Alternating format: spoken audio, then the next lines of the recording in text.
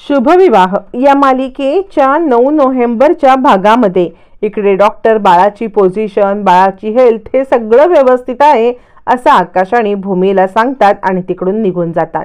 आता डॉक्टर निघून गेल्यावरती भूमी आकाशचा हात हातात घेते आणि आकाश, तू मला वचन दिलं होतंस की ज्या ज्या वेळेला बाळाला त्याच्या बाबांची गरज असेल त्या वेळेला तू त्याच्यासोबत नेहमी असशील आणि तू तुझं वचन पूर्ण केलेलं आहेस। खरं सांगू का आकाश, तर मला वाटतच होतं की या सगळ्यामध्ये तू माझ्या सोबत असावा, या सगळ्या प्रोसेसमध्ये तू माझी साथ खंबीरपणे द्यावी आणि तसंच तू केलेले आहेस। पण मी खरं सांगू का, तर बाळाचं कोणतंही कर्तव्य करताना मी तुला कधीही अडवणार नाही। या सगळ्यामध्ये मला असं वाटायला लागले ना की माझ्या पोटामध्ये शून्य आहे। यावरती आकाश म्हणतो हो, आणि शून्यातूनच जग निर्माण होतं ना भूमी, त्यामुळे या सगळ्यातून आपलं विश्व तयार होते। ही गोष्ट आपल्यासाठी खूप महत्त्वाची नाहीये का? या शून्यातून आपल्या दोघांचं जग निर्माण होणार आणि हे शून्य आपल्यासाठी कायमचं विश्व बनणार, ही गोष्ट तितकीच खरी आहे भूमी असं म्हणत इकडे आता आकाश भूमीचा हात हातात घेतो। भूमी म्हणते, मी तुला तेच सांगण्याचा प्रयत्न करते, आता आपलं विश्व निर्माण होतंय, त्यासाठी तुला कधीही बाळाला भेटायचं असेल तर तुला खोटं बोलायची गरज नाहीये, तुला पाय मुरगळला हे सांगून यायची गरज नाहीये। तू मला बिनधास्तपणे सांग की मला तुझ्यासोबत यायचं आहे, मला बाळासोबतचे क्षण एन्जॉय करायचे आहेत, मी तुला कधी कधी अडवणार नाही असं म्हणत भूमी आकाशची चोरी पकडते। आणि आकाश इकडे खोटं बोलून आलाय किंवा आकाश या सगळ्यामध्ये आता घरात चुकीचं सांगून आलाय हे आता भूमीला समजतं। यावरती आकाश म्हणतो, काय ग भूमी, तुला कसं कळलं की या सगळ्यामध्ये मी खोटं सांगून आलोय म्हणून? यावरती भूमी सांगते, आकाश अरे तुझ्यापेक्षा तुला मी जास्त चांगलं ओळखते। तू ज्या वेळेला इकडे आलास ना त्यावेळेला तू खूप गडबडलेला होतास आणि मी तुला विचारलं की आकाश तू इथे का आलास, तेव्हा तू म्हटलास काही नाही, माझा पाय मुरगळलाय, मी ऑर्थोपेडिक कडे आलोय।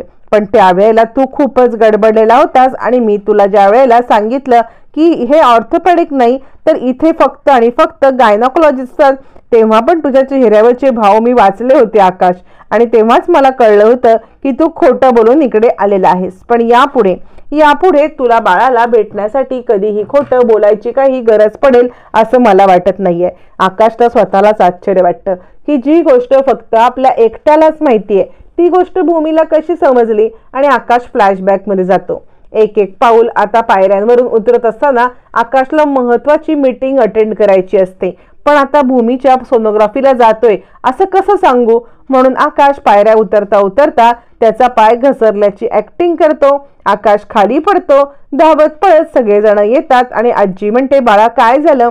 यावरती आकाश म्हणतो, काही नाही आजी, थोडासा पाय मुरगळलाय पण ठीक आहे असं म्हणत आकाश आजीला समजवतो आणि तो सांगतो, मी ऑफिसला जाण्याच्या आधी डॉक्टरांकडे जाईन, माझा पाय दाखवेन आणि मग ऑफिसला जाईन।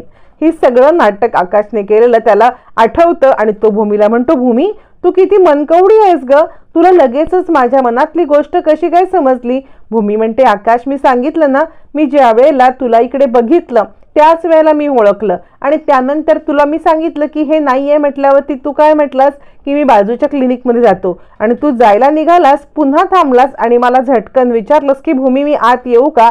अरे तेव्हाच मला कळलं होतं की तू नाटक करून इकडे आलेला आहेस। पण मी तुला सांगू का, बाळाच्या भेटण्यासाठी तुला यापुढे कधीही नाटक करायची गरज नाहीये, तू बिनधास्तपणे ये आणि बिनधास्तपणे मला सांग की मला बाळासोबत वेळ घालवायचा आहे। यावरती आकाश म्हणतो, थँक्स भूमी, आणि माझ्या इतकं चांगलं तुला कोणी ओळखू शकत नाही, तुझ्या इतकं चांगलं मला कोणी ओळखू शकत नाही असं म्हणत इकडे आता आकाश आणि भूमी दोघं एकमेकांशी गप्पा मारत असतात। तोपर्यंत रागिणीचा रागाचा पारा चढतो। रागिणी खूप चिडलेली असते आणि आता पौर्णिमा तिला शांत करते। रागिणी म्हणते, बघितलंस या सगळ्यामध्ये त्याने आपल्याला फसवलंय, म्हणजे भूमीला भेटायला जाण्यासाठी आपल्याला फसवेपर्यंत त्याची मजल गेली। यावरती पौर्णिमा म्हणते, मी तेच सांगण्याचा प्रयत्न करते तुम्हाला, एक एक करत ती भूमी आता तुमच्यावरती मात करत चाललेली आहे आणि तुम्हाला कुरघोड्या करत चाललेली आहे। रागिणी म्हणते, नाही, या भूमीचा कायमचा बंदोबस्त मला करायलाच पाहिजे। मग आकाश आणि भूमी दोघं जण त्या क्लिनिक मधून बाहेर येतात। बाहेर आल्यावरती आता इकडे भूमी सांगते, आकाश तुझ्या चेहऱ्यावरती मला किती आनंद दिसतोय, तू किती आनंदामध्ये आहेस? यावरती आकाश म्हणतो, हो भूमी, मी तर आनंदात आहे, तुला नाही का आनंद झालाय? भूमी म्हणते हो आकाश, मला सुद्धा तुझ्या इतकाच आनंद झालेला आहे. यावरती आकाश म्हणतो कसं आहे ना, आपण दोघं आई बाबा म्हणणार म्हणून आपल्याला किती आनंद झालाय. आपलं बाळ खूप लकी आहे बरं का भूमी. या सगळ्यामध्ये आपण दोघं त्याच्यावरती भरभरून प्रेम करणार. असं म्हणत आकाश आणि भूमी दोघं एकमेकांच्या जवळ येतात. त्याच वेळेला आकाशला तिकडे समोर असलेला फ्लॉवर पॉट दिसतो, ज्याच्यामध्ये फुलं असतात. त्यातलं एक फूल काढून आकाश भूमीच्या जवळ आणतो आणि भूमीला देऊ करतो. भूमी म्हणते हे काय आहे आकाश. यावरती आकाश म्हणतो हे बघ कसं आहे ना, म्हणजे बाळ आतून सगळं ऐकतोय, बरोबर आहे ना. जर बाळ आतून सगळं ऐकत आहे तर त्याला कळालेलं असणार की माझ्या आईने माझ्या बाबांना इतकी मोठी गुड न्यूज दिलेली आहे, तरी बाबा काही ॲप्रिशिएटच करत नाहीये आणि त्यासाठी तुला हे गुलाबाचं फूल. उद्या बाळाने माझ्या बोलायला नको की बाबा आईला ॲप्रिशिएट करत नाहीये आणि म्हणून माझ्यावरती रागवायला नको ना, म्हणून मी हे सगळं करतोय. असं म्हणत इकडे आता आकाश भूमीला छानपैकी गुलाबाचं फूल देतो आणि त्यानंतर तो भूमीला म्हणतो चल आपण निघूया. असं म्हणत तो विसरूनच 2 मिनिटांसाठी जातो की या सगळ्यामध्ये भूमी आपल्यासोबत घरी राहत नाही आणि आपण तिला घरी बोलवतोय हे आता त्याला कळत नाही आणि पटकन तो भूमीला चल म्हणून म्हणतो. आणि त्याच वेळेला भूमी आकाशला बोलते आकाश, आता या सगळ्या आनंदाच्या भरामध्ये मला असं वाटतंय तू विसरलेला आहेस की आपण एकाच घरामध्ये नाही राहत आहोत, आपण वेगवेगळे राहत आहोत. ही गोष्ट तुला विसरून चालणार नाहीये. आकाश म्हणतो भूमी काय ही द्विधा मनस्थिती आहे. ज्या वेळेला मला माझ्या बाळाच्या सोबत राहायचं आहे, ज्या वेळेला आपण दोघांनी एकत्र राहायला पाहिजे, त्यावेळेला आपण दोघं हे असे वेगवेगळे राहतोय. यावरती मी तुला सोडतो तरी घरी. असं म्हणत आकाश भूमीला सोडण्यासाठी घरी निघतो. पण तोपर्यंत भूमी म्हणते नाही, बाबांच्या ओळखीचे एक रिक्षावाले काका आहेत. ते रिक्षावाले काका या सगळ्यामध्ये मला आता घरी सोडतील आणि या सगळ्यामध्ये मी घरी जाईन, तू नको कष्ट करू. असं म्हणत भूमी आता आकाशला समजवत असते आणि त्यानंतर मग मात्र आकाश तिकडून निघून जातो. आकाश निघून गेल्यावरती भूमी आता रिक्षेत बसून निघते आणि त्याच वेळेला आकाशला इकडे डॉक्टर आवाज देतात. डॉक्टर आकाशला म्हणतात आकाश महाजन, मला तुमच्याशी खूप महत्वाचं बोलायचं आहे. मग आकाशला घेऊन डॉक्टर आता केबिनमध्ये येतात आणि त्याला काही महत्वाच्या गोष्टी सांगायला लागतात. इकडे रागिणी खूप चिडलेली असते. चिडलेल्या रागिणीचा ताबा सुटलेला असतो. पौर्णिमा तिला म्हणते आई एक काम करा, सगळ्यात महत्वाचं म्हणजे तुम्ही इकडे बसून घ्या. तुम्ही इथे बसा, कारण कसं आहे ना, तुम्हाला खुर्ची आत्ता देती आहे मी, पण यापुढे तुम्हाला कधी खुर्ची मिळेल किंवा नाही मिळेल याची काही अपेक्षा नाहीये. त्यामुळे आत्ता ही घ्या आणि माझा एक सल्ला ऐका. यावरती रागिणी म्हणते आता माझे इतके वाईट दिवस आले की मी तुझा सल्ला ऐकू का. यावरती पौर्णिमा म्हणते अहो ऐका तरी, मी जे काही बोलते ते तरी समजून घ्या. म्हणजे कसं आहे ना, आत्ता बघा तुम्हाला खोटं बोलून तो आकाश तिकडे निघून गेला. आता या सगळ्यामध्ये त्याने काय केलंय, भूमीला प्रायोरिटी दिले, कारण बाळ आहे ना भूमीचं तिच्याजवळ. त्याच्यामुळे आता या सगळ्यामध्ये त्याने तुम्हाला डावलून भूमीला प्रायोरिटी दिले. याचा अर्थ तुम्हाला समजून घ्यायला पाहिजे. याचा अर्थ एकच होतो की या सगळ्यामध्ये तो तुम्हाला नाही तर भूमीला इम्पॉर्टन्स देतोय आणि ज्या वेळेला दोघींच्या मध्ये चॉईस करण्याची वेळ येईल ना, तेव्हा तो तुम्हाला नाही निवडणार, तो भूमीला निवडेल. ही गोष्ट तुम्ही अजिबात विसरू नका. यावरती आता इकडे रागिणी म्हणते तू मला समजवतेस की माझ्या जखमेवरती मीठ चोळतेस. पौर्णिमा म्हणते मी तुम्हाला तेच सांगते, तुम्ही या गोष्टीवरती विचार करा आणि काहीही करून त्याच्या मनामधून भूमी हे प्रकरण कायमचं काढून टाका. जोपर्यंत तुम्ही हे करत नाहीये ना, तोपर्यंत बाळाच्या ओढीनं तो सारखा भूमीकडे जाणार आणि तुम्हाला काडीची किंमत देणार नाही. एक वेळ अशी येईल ना की तुमच्या विरोधात जात तो भूमीला घरात घेऊन येईल आणि मग तुम्हाला काही करता येणार नाही, कारण त्यावेळेला सिच्युएशन हाताबाहेर गेलेली असेल. पौर्णिमाचं म्हणणं आतापर्यंत कधी रागिणीला पटलेलं नसतं, पण पहिल्यांदा पौर्णिमा अकलेची गोष्ट करते हे तिला समजतं आणि ती विचार करते नाही, या वेळेला भूमीबद्दल आकाशच्या मनामध्ये असं काहीतरी हे करायला पाहिजे की तो कधीच तिला भेटायला नाही गेला पाहिजे, दोघांच्या मध्ये कायम दुरावा आला पाहिजे. पण हा दुरावा येण्याच्या ऐवजी आता आकाश आणि भूमी अधिक घट्ट होणार असतात, कारण डॉक्टरांनी भूमीबद्दलची सगळी कंडिशन आकाशला सांगितलेली असते. इकडे आता डॉक्टर आकाशला बोलवतात. डॉक्टरांना आकाश म्हणतो डॉक्टर काही घाबरण्यासारखं नाही आहे ना, तुम्ही तर म्हटलात की सगळं नॉर्मल आहे, बाळ व्यवस्थित आहे. यावरती डॉक्टर म्हणतात हो बाळ तर व्यवस्थित आहे, पण मी तुम्हाला भूमी मॅडमचे ब्लड रिपोर्ट दाखवू इच्छिते. खरं सांगू का तर त्यांच्यासमोर मुद्दाम मी हे दाखवले नाहीयेत. बघा तरी तुम्ही ब्लड रिपोर्ट, त्या खूप वीक आहेत. त्यांच्या शरीरात जे घटक हवे आहेत ते घटकच नाही आहेत, हिमोग्लोबिन कमी आहे आणि बऱ्याचशा गोष्टींची कमतरता आहे. आकाश म्हणतो, डॉक्टर मग तुम्ही एक काम करा ना, तुम्ही काही औषधं लिहून द्या, मी ती औषधं भूमीला देईन. यावरती डॉक्टर म्हणतात, कसं आहे म्हणजे ना, प्रेग्नन्सी हा काही आजार नाही आहे, प्रेग्नन्सी ही एक स्टेज आहे. या स्टेजला शरीर हेल्दी असणं गरजेचं आहे. कोणत्याही औषधाने हे शरीर हेल्दी होत नाही. त्यासाठी मानसिक आणि शारीरिक आरोग्य तुम्हाला जपायला लागतं. म्हणजे कसं आहे ना, त्यांची सध्या वीक आहे खूप परिस्थिती, त्यामुळे त्यांनी टाईम टू टाईम खाणं, हेल्दी खाणं, ड्रायफ्रुट्स खाणं आणि अशा अनेक गोष्टी करणं आवश्यक आहे. त्यांच्या डाएटचा त्यांचं व्यवस्थित प्रॉपर डाएट होत नाहीये, मला असं वाटते, म्हणून त्यांच्या अंगामध्ये कमजोरी आहे आणि या सगळ्याचा तुम्ही विचार करायला पाहिजे. त्यांचं खाणं पिणं, त्यांचं प्रॉपर डाएट, या सगळ्यासाठी त्यांना पोषक जायला पाहिजे, त्यांची इम्युनिटी वाढायला पाहिजे, तरच सगळं व्यवस्थित होईल.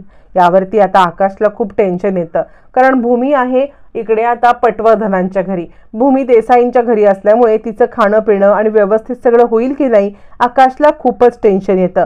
तरी तो डॉक्टरांना सांगतो, तुम्ही काळजी करू नका, मी भूमीच्या डाएटचा व्यवस्थितपणे काळजी घेईन. आणि आकाशला जरा टेन्शनच येतं की या सगळ्यामध्ये भूमीच्या डाएटची काळजी कशी घ्यायची म्हणून, आणि तो डॉक्टरांना आश्वासन देऊन निघतो. इकडे भूमी घरी येते. घरी आल्यावरती माधवराव तिची दृष्ट काढतात आणि भूमी म्हणते, बाबा काय करताय तुम्ही? यावरती माधवराव म्हणतात, अशी न गरोदर बाईची दृष्ट काढली ना की बाळाला कुणाची दृष्ट लागत नाही आणि बाळ कसं गोड गोंडस आणि साजिरं होतं. असं म्हटल्यावरती भूमी म्हणते, तुमचं काहीतरीच असतं यावरती आता माधवराव म्हणतात, नाही ग, अगं तुझ्या आईची सुद्धा अशीच दृष्ट काढायचो मी, म्हणूनच तुझ्यासारखी गोड गोंडस मुलगी माझ्या पोटी जन्माला आली ना.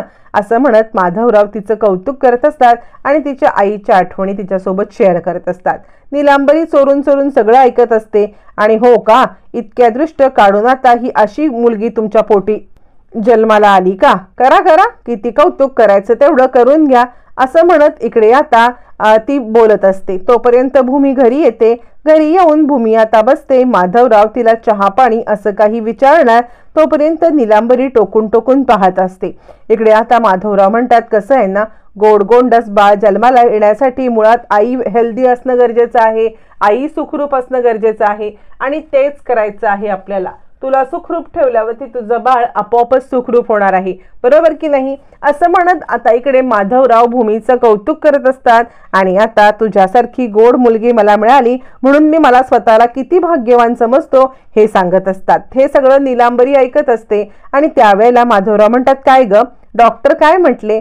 यावरती माधवराव म्हणतात, तू मला फोनवरती म्हटलीस की बाळ व्यवस्थित आहे, पण मला डिटेलमध्ये तुझ्याकडून ऐकायचं आहे. यावरती भूमी म्हणते, हो बाबा, डॉक्टरांनी सांगितलेलं आहे की बाळ सुखरूप आहे आणि सगळं काही ठीक आहे. आणि सगळ्यात महत्त्वाचं म्हणजे तिकडे आकाश आला होता, माहिती आहे का? मला माहित नव्हतं की आकाश तिकडे येणार आहे, पण माझ्यासाठी तो तिकडे आला आणि त्यानंतर आम्ही दोघांनी मिळून सोबत सोनोग्राफी केली. त्याला किती आनंद झाला होता तुम्हाला माहिती आहे का? आणि यावरती माधवराव म्हणतात, आकाशरावांना किती आनंद झाला हे मला माहित नाहीये, पण आकाशरावांना आनंदी बघून तुला किती आनंद झाला ना हे मला तुझ्या चेहऱ्यावरती अगदी स्पष्टपणे दिसतंय बाळा. खरंच तू या सगळ्यामध्ये आकाशरावांचा किती विचार करतेस, त्यांना किती समजून घेतेस हे मला दिसतंय. पण खरंच तुमच्या दोघांच्या मधलं हे नातं आहे ना, हे नातं असंच टिकून राहू दे. असं म्हणत माधवराव भूमीचं कौतुक करत असतात आणि आकाशचं सुद्धा कौतुक करताना ते थकत नसतात. नीलांबरी हे सगळं पाहते आणि करा करा, आपल्या पोरीचं जितकं कौतुक करायचं आहे तितकं कौतुक करा, पण हे कौतुक मी काही फार काळ टिकू देणार नाहीये.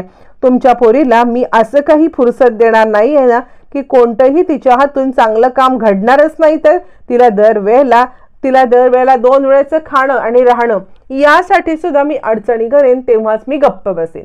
असं म्हणत नीलांबरी या सगळ्यामध्ये आता भूमीवरती राग करत असते, भूमीचा राग करत असते आणि या सगळ्यामध्ये भूमीला कसा त्रास द्यायचा याचा सारखा विचार करत असते. माधवराव या सगळ्यामध्ये भूमीसोबत बोलत असताना अचानकपणे ज्यांच्याकडून माधवरावांनी कर्ज घेतले ती व्यक्ती तिकडे आलेली असते. ती व्यक्ती तिकडे येते आणि त्यावेळेला माधवराव म्हणतात, या शेट या. यावरती ते सांगतात, खरं सांगायचं तर ना आज तुम्हाला भेटण्यासाठी वेगळ्याच कारणासाठी मी आलेलो आहे. असं म्हटल्यावरती इकडे आता माधवराव म्हणतात, बोला काय कारण आहे? यावरती इकडे आता ते सांगायला लागतात, खरं सांगू का तर सगळी गोष्ट खूप चुकीची घडती आहे. म्हणजे तुम्हाला मी 2 लाखाचं कर्ज दिलं होतं. ज्या वेळेला मी तुम्हाला 2 लाखाचं कर्ज दिलं त्यावेळेला खऱ्या अर्थाने मी तुम्हाला सांगितलं होतं की वर्षभरामध्ये तुम्ही हप्ते भरा. पण आत्ता खूप मोठी गडबड झालेली आहे. मला एकदम 2 लाख रुपये एक रकमी हवेत. तुम्ही प्रशांतच्या हायर एज्युकेशनसाठी पैसे घेतले होतेत ना, ते तुम्ही मला परत देऊन टाका. माधवराव म्हणता, अहो असं काय करताय? आपलं तर डील झालं होतं ना. तुम्ही मला वर्षभराची मुदत दिली होती. वर्षभराच्या मुदतीमध्ये मी हे पैसे फेडायचे असे ठरले आणि मी तुमचे हप्ते योग्य वेळी देतोय. हो, मी तुमचे हप्ते पूर्ण करतोय. यावरती ते शेठ सांगतात, हो मी तुम्हाला म्हटलं ना की तुम्ही हप्ते देताय, त्या संदर्भात माझं काहीही म्हणणं नाहीये. पण आता काय झालं माहितीये का, आतापर्यंत आमचा बिझनेस हा 2 भावांचा होता. पण अचानकपणे माझं आणि माझ्या भावामध्ये वितुष्ट आले आणि आमच्या दोघांच्या मध्ये भांडणं झालीत. आणि त्यामुळे जे काही दिलेले कर्ज वगैरे आहेत ना, ते सगळे आम्हाला अर्जंट बेसिसवरती पाहिजे, जेणेकरून आमच्यामधले वाट मिटवून आम्ही दोघं जण सेपरेट होऊ. त्यामुळे आता मला एक रकमी पैसे पाहिजेत. माधवराव म्हणतात, नाही हो, मी असे एक रकमी पैसे देऊच शकत नाहीये. मी साधा ग्रंथपाल आहे आणि माझ्याकडे किती अमाऊंट असणार आहे, मी तुम्हाला नाही एक रकमी देऊ शकत. यावरती ते म्हणतात, ठीक आहे, मग आपण तोडगा काढूया. पुढल्या आठवड्यात तुम्ही मला 50,000 द्या, त्यानंतर 50,000 द्या, असे थोडे थोडे करत तुम्ही माझे पैसे फेडा. माधवराव म्हणतात, नाही हो, 2 लाख काय 50,000 देण्याची पण माझी ऐपत नाहीये सध्या, मी नाही तुम्हाला पैसे देऊ शकत. असं म्हटल्यावरती ते शेठ म्हणतात, हे बघा, आता या सगळ्यामध्ये मी अजून तुमची मदत करू शकत नाही. किमान तुम्हाला पुढल्या आठवड्यामध्ये 50,000 द्यावेच लागतील. माधवराव म्हणतात, तुम्ही माझी कंडिशन समजून घ्या ना. माझी कंडिशन समजून तुम्ही मला हेल्प करा, कारण या सगळ्यामध्ये खरंच माझ्या हातात 50,000 पण देणं नाहीये. पण शेठ काही ऐकायला तयार नसतात. माधवराव त्यांना समजवतात की तुम्ही बसा, आपण चहा पाणी घेऊ, चहा पाणी घेऊन या विषयावरती बोलू, असं म्हणत माधवराव त्यांना समजवतात. पण ते काही ऐकायला तयारच नसतात. कसलं चहा पाणी? नाही, चहा पाणी वगैरे आता काही नको आहे, कारण ना या सगळ्यामध्ये आम्हाला पुढल्या आठवड्यात येऊ ना पैसे घेण्यासाठी, त्यावेळेला तुम्ही जे चहा पाणी द्याल तेच गोड लागणार. सध्या तरी आम्हाला चहा पाणी नको, असं म्हणत ते निघतात. माधवराव बोलत असतात की मी नाही पैसे देऊ शकत, पण ते ऐकायला तयार नसतात. भूमी खूप उदास होते आणि बाबा तुम्ही काळजी करू नका, काहीही करून आपण पैसे फेडू, असं ती म्हणते. तोपर्यंत नीलांबरी जाऊन त्यांना गाठते आणि थांबा शेठ, हे घ्या, हे 1 लाख रुपये घ्या, असं म्हणत ती कर्ज मागण्यासाठी आलेल्या शेठला 1 लाख रुपये सुपूर्द करते आणि म्हणते, तुम्ही माझं काम केलंत ना, त्यासाठी हे 1 लाख रुपये. त्यावर शेठ म्हणतात, काय बाई, म्हणजे तुम्हाला 2 लाख रुपये देण्यासाठी 50,000 तुमच्या नवऱ्याला देता येत नाहीयेत आणि तुम्ही मला हे काम करण्यासाठी 1 लाख देताय. यावरती आता इकडे नीलांबरी म्हणते, असू दे ना, तुम्हाला काय करायचं आहे, या सगळ्यामध्ये तुमचा फायदाच आहे ना, तुम्ही तुमचा फायदा बघा. शेठ म्हणतात, फायदा? कसला फायदा? नीलांबरी म्हणते, 2 लाख मिळतील, त्याचं व्याज मिळेल आणि वरती हे 1 लाख, फायदा नाही का? असं म्हणत नीलांबरी कटकारस्थानी बाई आता 1 लाख देऊन इकडे आता पौर्णिमाची आणि रागिणीची मदत करत असते. पौर्णिमा आणि रागिणीने तिला पैसे दिलेले असतात, म्हणून ताबडतोब ती आता रागिणीला फोन करते आणि तुमचं काम फत्ते केलेलं आहे, तुमचं काम फत्ते झालंय, 2 लाखाची मागणी झाली, आता भूमीला नोकरी करण्याशिवाय पर्यायच नाहीये, असं ती कळवते. आणि आत येऊन भूमी आणि बाबांचं बोलणं ऐकायला लागते आणि ती म्हणत असते, भूमी कर ग, कितीही तुला कुरघोडी करायच्या आहेत ना, त्या कुरघोडी कर, पण तुला या सगळ्यामध्ये मी जोपर्यंत नाचवत नाही ना, तोपर्यंत मी गप्प बसणार नाहीये, असं म्हणत इकडे आता नीलांबरी चिडलेली असते. त्याच वेळेला आकाशला खूप महत्वाच्या मीटिंगसाठी जायचं असतं. ज्या वेळेला आकाश महत्वाच्या मीटिंगसाठी जाणार असतो त्यावेळेला त्याला अभिजित एका बारमध्ये घेऊन जातो आणि थोडंसं घे रे आकाश, काही फरक पडत नाहीये. आकाश म्हणतो, नाही अभिजित, मी या सगळ्यामध्ये नाही घेऊ शकत आहे. यावरती अभिजित म्हणतो, हे बघ, थोडीशी दारू घेतलीस ना तर तुला भूमीची आठवण येणं कमी होईल आणि तू भूमीला कमी मिस करशील, त्यासाठी घे रे. यावरती आकाश हो नाही करता करता इकडे आता अभिजित त्याला घ्यायला लावतो आणि अभिजितच्या आग्रहावरून आकाश दारू पितो आणि मुद्दाम हे रागिणीने केलेलं असतं, कारण या सगळ्यामध्ये महत्वाची मीटिंग असते, मीटिंगसाठी लोक आलेली असतात.